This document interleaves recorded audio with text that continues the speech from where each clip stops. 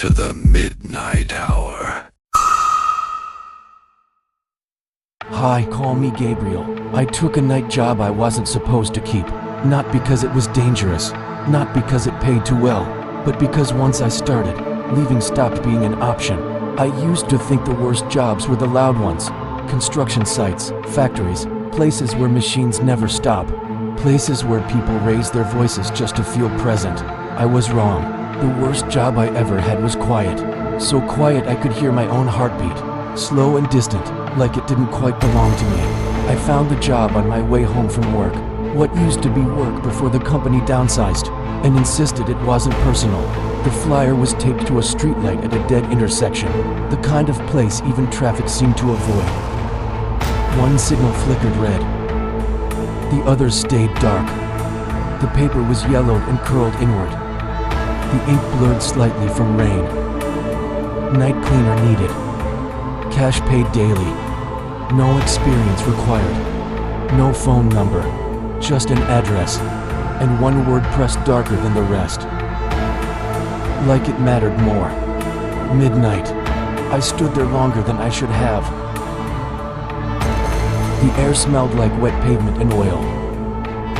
Somewhere nearby, a train horn sounded. Long, distant, and lonely. I remember thinking this is how people vanish. Then I tore the flyer down anyway and put it in my pocket. The warehouse sat at the edge of the district, past abandoned rail yards and loading docks. No lights, no sign, just concrete and shadow, like it had been there longer than everything else. The fence wasn't broken. It wasn't forced. It was cut. Cleanly. I checked my phone. 11:58. Every instinct told me to turn around. Instead, I walked in. The door opened slowly, sounding tired. Like it had been waiting for someone to try. Inside, the air was cold and damp. Lights flickered on as I moved forward. Like the building was becoming aware of me. That's when I noticed the smell. Cleaning chemicals, metal, something else. Something that didn't belong. A table waited near the entrance with supplies. Gloves, cleaners, a mop, thick black bags. And a single note. Room 3. Clean thoroughly. Don't miss the walls. No greeting. No explanation. I should have left. I didn't. Room 3 was down a long concrete hallway. Numbered doors with faded paint. My footsteps echoed too loudly. The sound came back wrong. Like it wasn't welcome. When I opened the door, I understood the pay. The room looked settled. Dark marks soaked into the floor. Streaks dragged down the walls at shoulder height. Even the ceiling showed faint signs. That's when my stomach tightened. There was no one inside. No explanation. Just what was left behind. I stepped back, watching the room. Then I remembered the envelope. It waited on the table when I returned. Thick, heavy, filled with cash. More money than a week at my old job. I stood there, envelope in hand.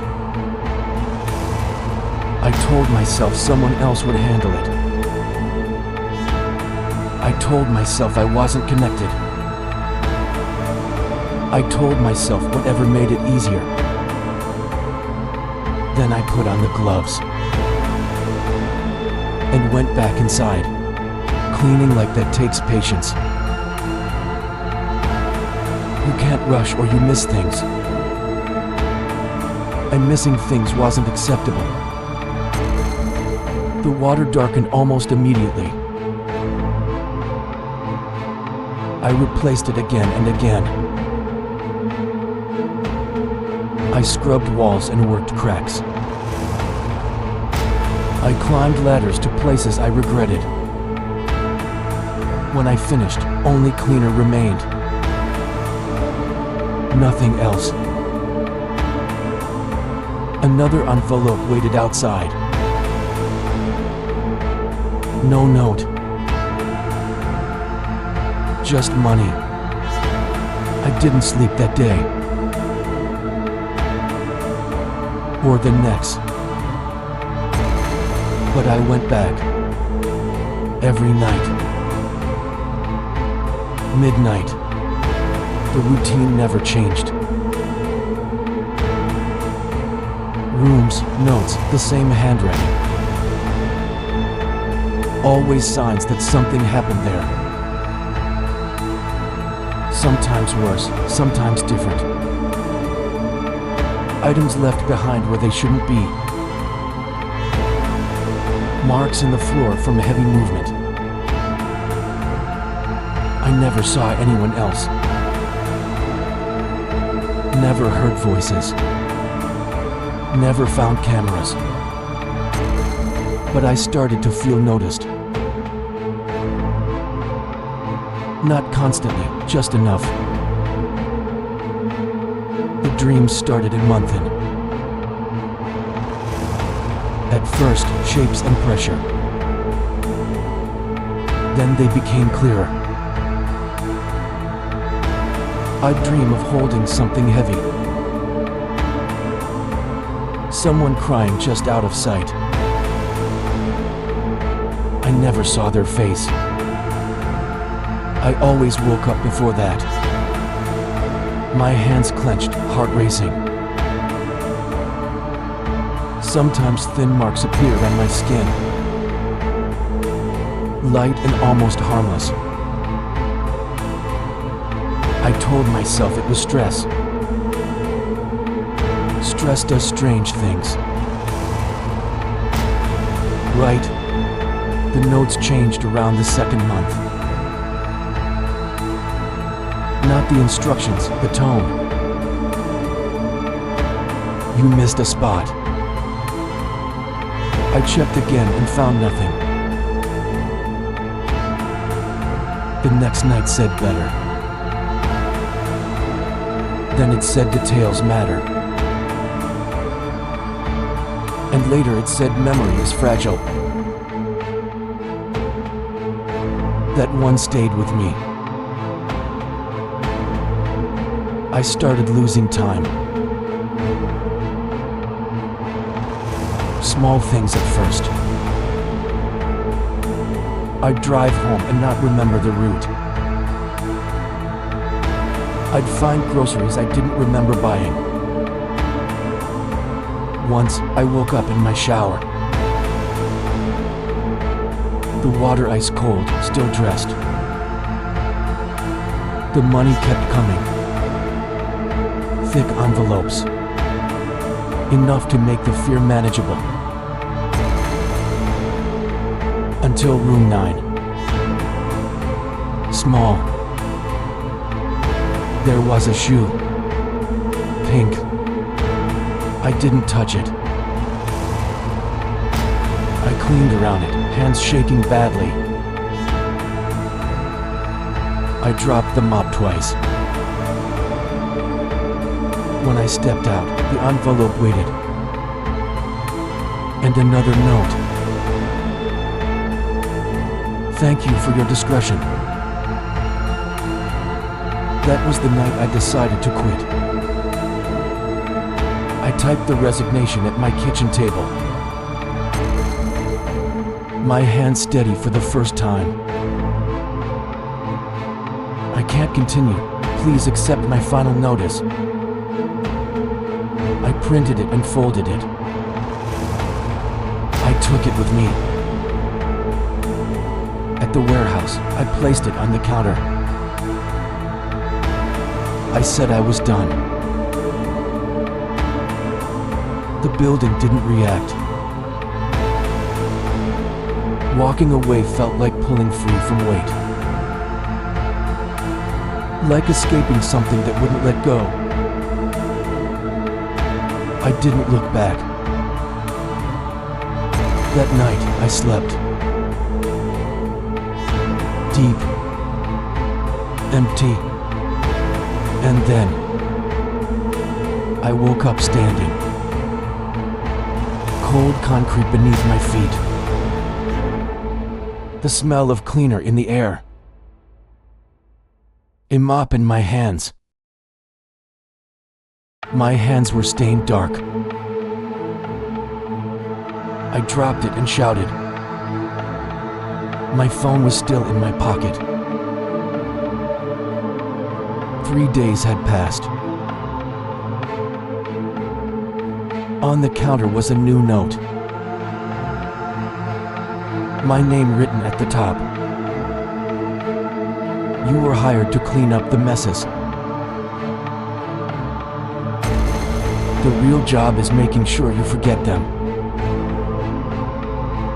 My head started to ache. Quitting means remembering. And you don't want that. After the night with the shoe, things changed. Not visibly, but the feeling shifted. The rooms felt deliberate. Room 12 made me hesitate. The note told me to take my time. That instruction had never appeared before. Inside, everything was arranged. Dark marks formed careful circles. The walls were clean except one long line, drawn slowly at eye level. There were no signs of panic, only acceptance. They trusted whoever was here. That thought unsettled me. Room 5 smelled metallic and damp. Muddy footprints covered the floor. Bare, overlapping, looping endlessly. Darker inside the prints. Nowhere else. Every footprint faced the same direction. None pointed toward the door. Room 14 had writing on the walls. Not scratched, written. Names crossed out and repeated. One name appeared more than any other. Gabriel. My name. I scrubbed until my arms gave out. The walls were bare again. But the question stayed with me. Like someone whispering behind my thoughts. Around it, life outside felt better. At least, that's what it seemed like. I remembered a dog named Sunny. His fur, his paws on the floor. I remembered my mother's laugh. Sunday dinners in a blue plate. The memories felt vivid and warm. But details slipped away. No photos, no messages, no proof. I told myself not everyone keeps records. Still, the memories kept coming. Someone I knew I had loved. Arguments, regrets, apologies unsaid. I couldn't remember her face. Just the weight of missing her. The notes began responding to my thoughts. After I hesitated outside roommate. The note said I'd been there before. Roommate looked like an apartment. A couch, a table, a lamp on its side. Dark stains soaked the cushions. The television whispered static. Something slow beneath it. Not from the room. From the television. I unplugged it. The sound stopped. The next note said it wasn't necessary. I noticed marks on my body. Old, faded ones. They ached when I focused on them. Like they wanted to be remembered. In room 10, I saw my reflection. It didn't move when I did. I blinked. Everything was normal again. The comforting memories didn't last. They began to change. Sunny no longer faded quietly. Now I remember digging. My mother's laugh became shouting. Dinners ended with broken dishes. The blue plate shattered in my hands. I dropped the mop, clutching my palm. There was no injury. But the pain stayed. That night's note was shorter. Memory correction successful. Room 17 wasn't on the map. I know because I counted. But one night, it was there. The door looked new. The note said you asked for this. Inside, the room was empty. No stains. Just a chair. And a mirror. I didn't want to look. I looked anyway. At first, it was just me. Then the reflection smiled. I didn't. It raised its hand. I didn't. Its mouth moved, forming silent words. I blinked. I was back in the hallway. Room 17 was gone. The note in my pocket said this.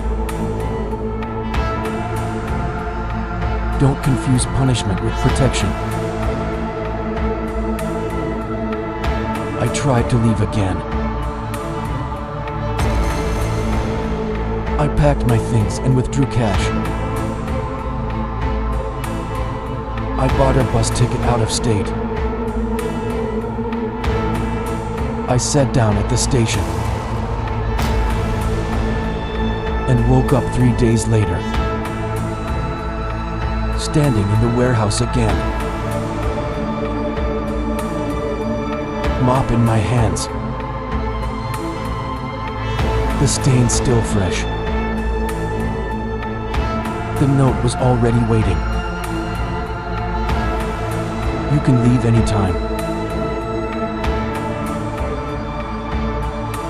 You just won't go far. The memories came faster after that. Not in flashes. In waves. Patterns. I remembered learning how to clean. I remembered choosing the warehouse. I remembered writing the notes. At first, the handwriting was uneven. Then it grew steadier. Familiar. The job wasn't erasing what happened. The job was erasing me. Every time I remembered too much. The warehouse softened it. Trimmed it down. Left me functional. Useful. Now I don't think about quitting. I don't think about leaving. I focus on the work. Because when I clean, the noise fades. And sometimes, when the water darkens, I feel something close to peace. There's a new note waiting now. I haven't read it yet. But I know what it says. It always does. Room assigned. Clean thoroughly. Forget. If this story followed you into the dark, there are more waiting. Subscribe to the Midnight Hour and hit the notification bell so you never miss a story that finds its way back after midnight. Some stories wait for midnight.